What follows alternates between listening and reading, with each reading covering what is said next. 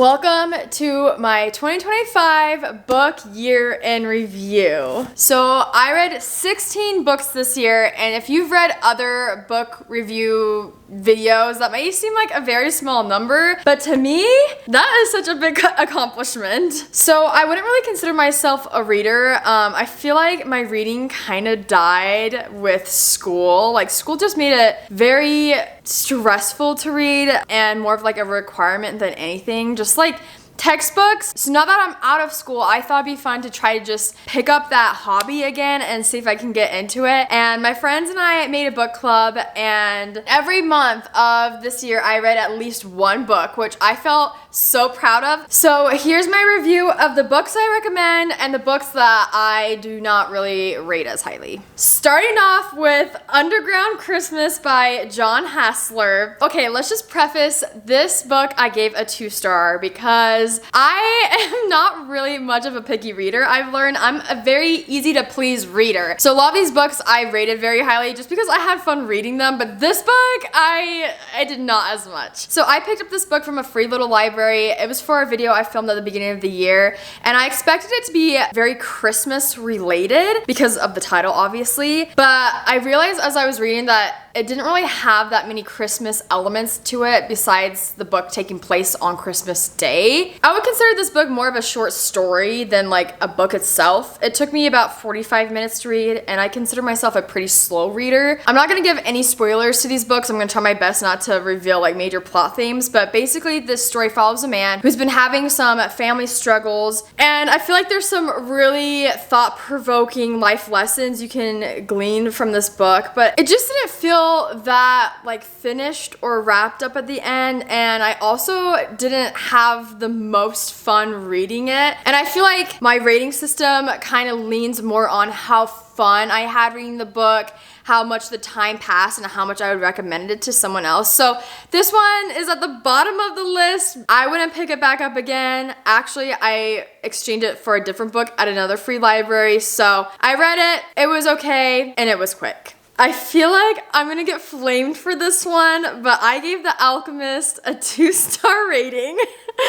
I know, this one is a literary classic. It is loved by so many people, but for me, I feel like it didn't hit the way that a 5-star book does. And I think partially that is due to the fact that I listened to this book while I was doing a lot of driving. Most of my books I just read off of my Kindle or hard copy, as you see, but this book was primarily audiobook, so I feel like my mind wandered a lot while I was driving. I was thinking about other things. Obviously, I was thinking about driving, and then I was listening to this book at the same time. And I would consider myself a pretty like multitask person, but there was a lot of deep life lessons in this book that I think just didn't stick with me as if I read it. I did really enjoy it though. I feel like we had a great discussion with our book group over this novel, and essentially it follows this boy who is on a journey to find treasure, and he meets a lot of cool people along the way that teaches him various life lessons, one of them being that what we are seeking a lot of the time is actually what is right in front of us, and when we no longer have that thing, then we realize how important it was to us. I also just love the themes of pursuing your dreams and not giving up on like your destiny. I liked the book, however, I did give it 2 out of 5 stars, and I'm so sorry if it's one of your favorites. The last book that I have in the 2-star category is The Astronaut Wives Club by Lily Coppell. So this book was a combination of a bunch of interviews that Lily had with the wives of the astronauts that went on some of the first space missions with NASA. Growing up, I really loved NASA. I lived in Florida. We visited the Kennedy Space Center a lot on field trips. I just thought space was always such a fascinating topic. So I was very excited to read this book, but as I was reading it, I realized it's honestly very depressing. It dives into so many real and raw parts about the different families' relationships and dynamics. One thing that was hard was to keep track of all the different wives because there were so many families involved in these space missions.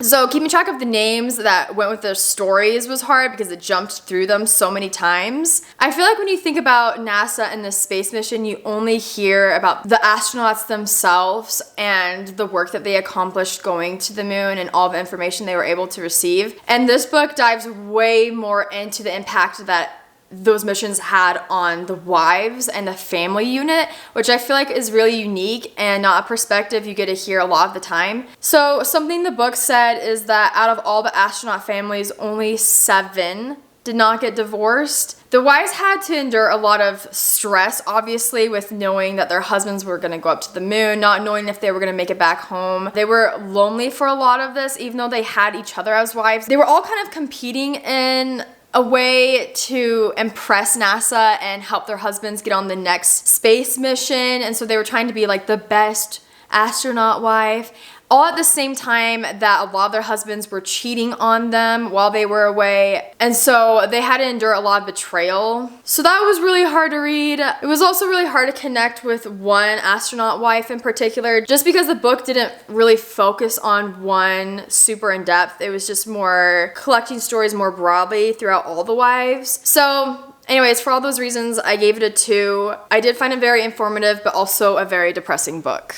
Moving on to the 3-star category, I gave 1984 by George Orwell a 3-star.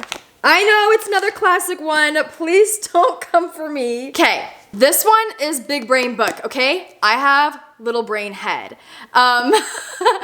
This one has so many deep thoughts and themes and meanings that I think at the time I was reading this, I just could not pick up all on. Like, I feel like this is one of those books I would have to read multiple times to understand.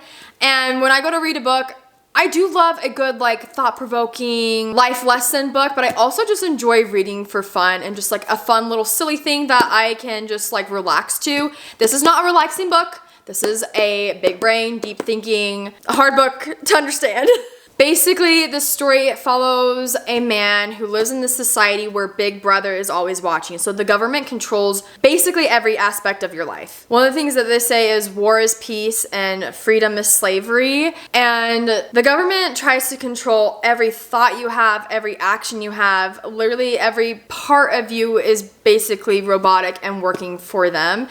And so if even your thoughts challenge the government or Big Brother, you can be taken out, if you get what I mean. So it's a little bit stressful in that way. It does make you think about the different societies and governments that we have in our world and the parallels to this book. Anyways, I know it's a classic and maybe I'll pick it back up in the future, but for now, I am giving it a 3-star. That was only 3-star book, so now moving on to our 4-star category. Last month's book, we read Rebecca by Daphne du Maurier. I hope I'm pronouncing that right.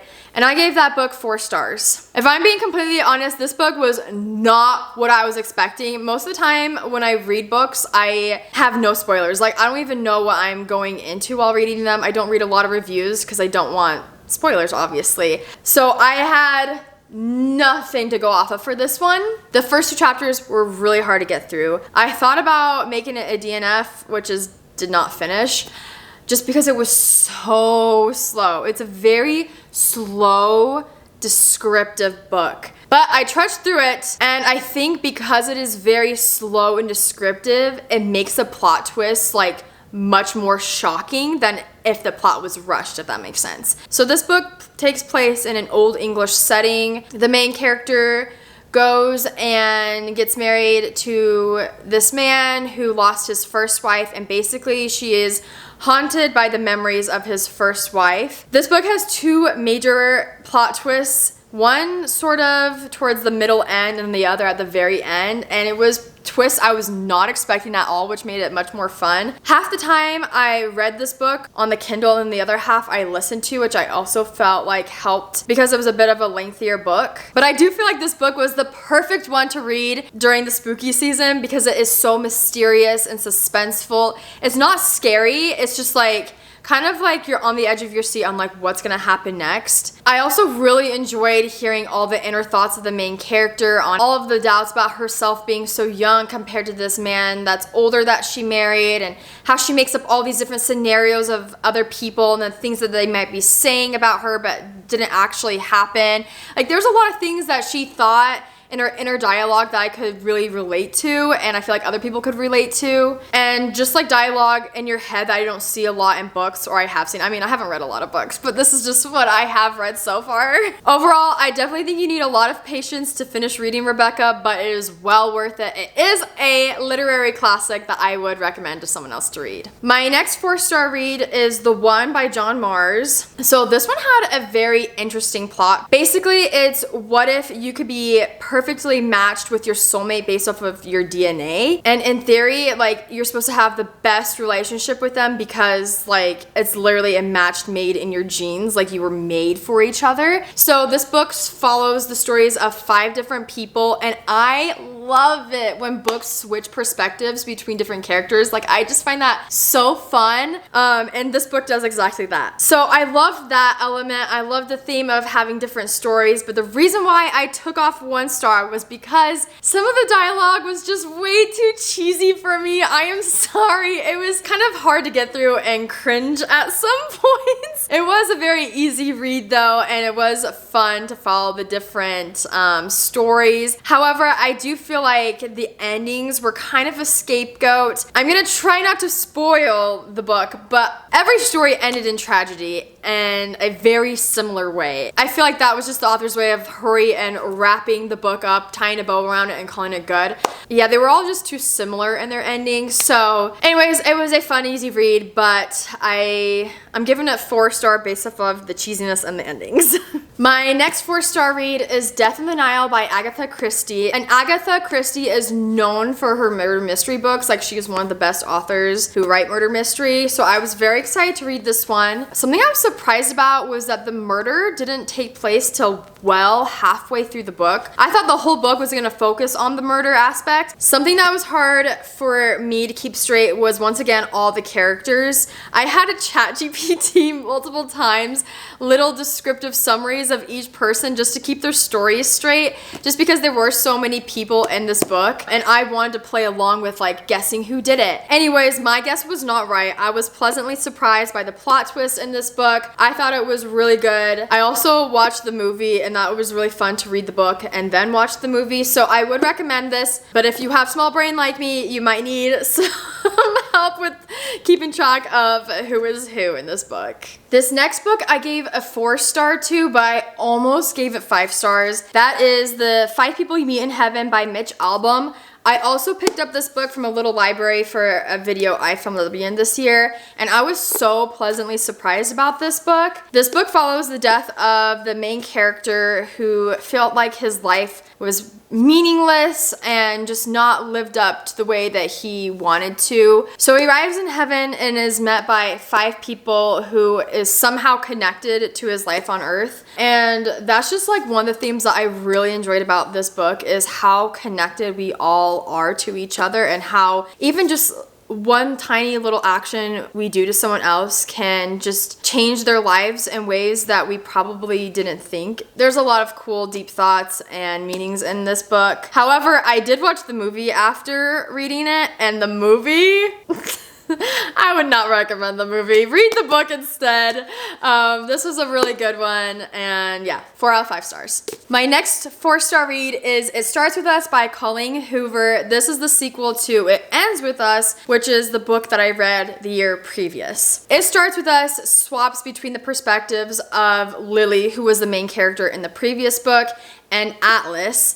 And again, I love when books swap perspectives so you can hear the different stories and like the thoughts of each characters. So I really love that aspect of this book. I also really love that this book had a much happier ending than the first book. It felt a lot less heavy, and it was a pretty easy read that had a good hook in the beginning. One thing that annoyed me though was Atlas's confidence, which I know that's kind of being a little bit of a pessimistic, but he just seemed way too optimistic that his relationship with Lily was gonna work out the way that he wanted. Anyways, those parts just seemed a little bit too much, like a little bit too cheesy and too forward, I guess. But I feel like the ending was a really good one and something that both characters definitely deserved. My next 4-star rating is Wicked by Gregory Maguire. This is so on theme for the season with the new Wicked movie coming out. I read this book after I watched the first movie last year, and I gave this book 4 stars. I loved this book. I loved seeing the story of Elphaba and her perspective. And this book makes you question like who the villain really is.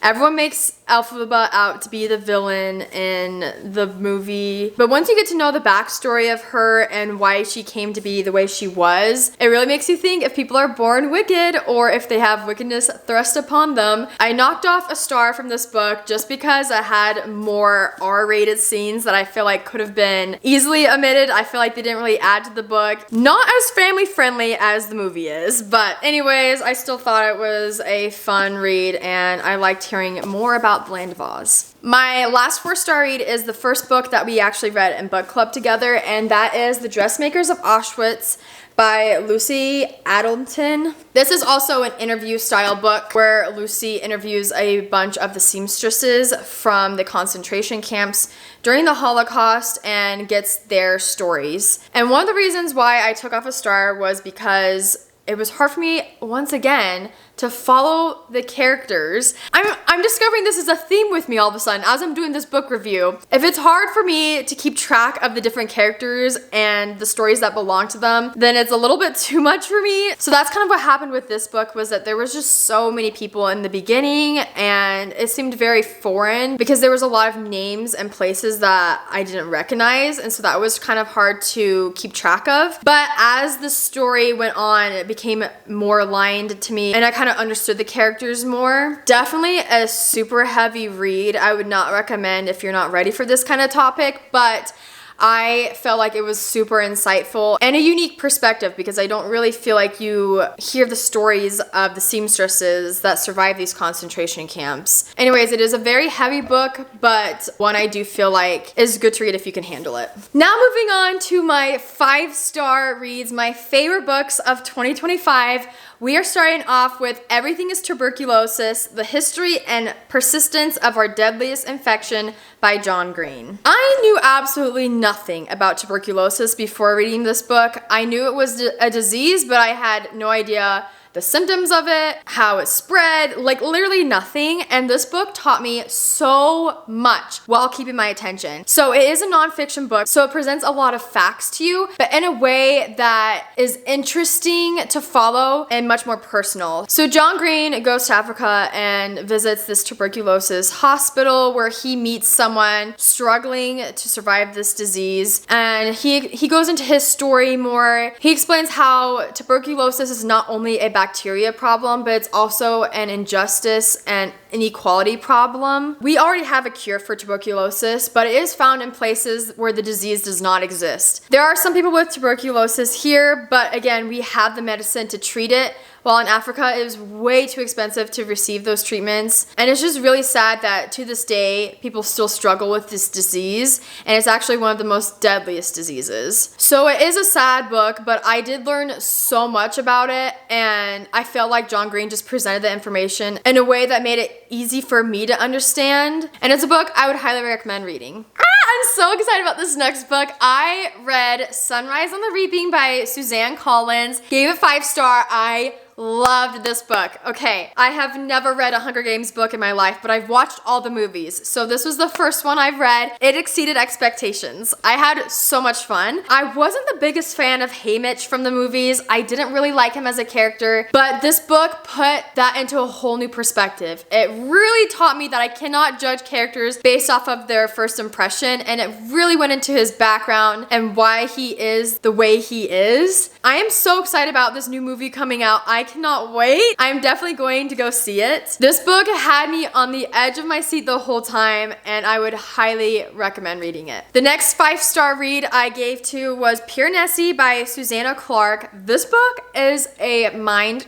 twister, kind of. I feel like I was really using some of my psychology degree with this one. Basically, this story follows this man who wakes up in a house that is sort of like a labyrinth. He doesn't know how he got there, he doesn't know how long he's been there, and he's only ever seen one person. And so this story kind of unfolds on how he got there, and he finds some of his old journals that reveals that plot. It delves into elements of dissociative identity disorder from the perspective of a person who has it, which I feel like you don't see a whole lot. The main character goes through a lot of trauma, and he has to learn how to cope with living in this new house compared to the old world he lived in. It's very mysterious. It's kind of fun to be a little detective as you read along on how he got there, so I highly recommend. The next 5-star read goes to The House of the Scorpion by Nancy Farmer. So this is one,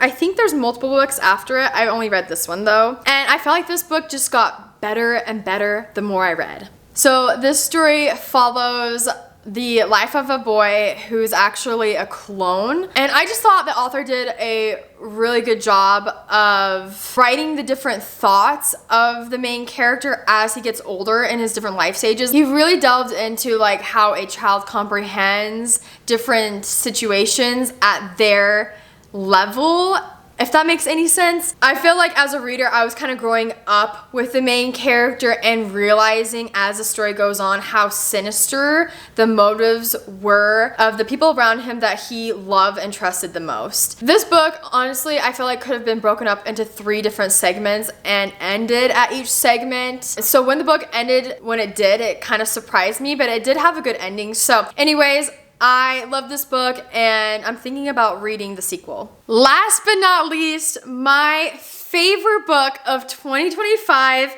was Project Hail Mary by Andy Weir. This book was so good. Like I said, I love space, and this is definitely a sci-fi space themed book. I could not put this book down. I yapped about it so much to family, friends, neighbors, anyone who would listen to me. It's just so good. You need to read it. The story follows a man who wakes up in a spaceship, not remembering how he got there. I guess I really love those kind of books now that I'm thinking about it. And it has a lot of flashbacks between him being in space and his life on Earth, and how he comes to realize why he is there and why he is on this mission. He's all by himself. His space crewmates are unalive, and he finds some unexpected friendships in space. Anyways, this book is kind of a nail biter. It keeps you on the edge of your seat. Is he gonna save Earth? Is he gonna survive space? What's gonna happen to him? Let me know if you've read this book. It is such a good one. 5 stars, I recommend to everyone. That is my final review of all the books I read in 2025. It was such a good reading year. Like I said, I'm kind of one of those people who is easy to please when it comes to reading. I also am one of those people that I can read a book and then kind of forget about a lot of it as the year goes on. So I hope my thoughts were cohesive enough for this to be a good enough book review for you. Let me know what your favorite book of 2025 was if you are a reader. I need some recommendations for next year. But anyways, I hope you enjoyed watching, and I'll see you in the next one. Bye!